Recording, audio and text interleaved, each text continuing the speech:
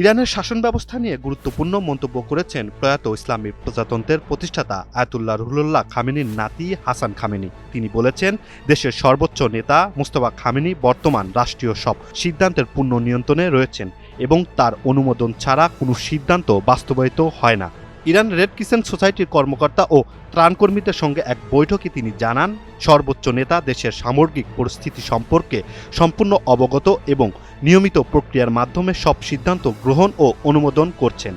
তিনি আরও বলেন, রাষ্ট্রীয় ব্যবস্থার প্রতি জনগণের আস্থা রাখা উচিত এবং মাঠ পর্যায়ে থাকা কর্মকর্তাদের সক্ষমতা ও সিদ্ধান্তকে সম্মান জানানো প্রয়োজন। বিশ্লেষকরা বলছেন, এ ধরনের মন্তব্য ইরানের ক্ষমতা কাঠামো ও নেতৃত্ব ব্যবস্থার বর্তমান অবস্থা নিয়ে নতুন করে আলোচনার জন্ম দিয়েছে।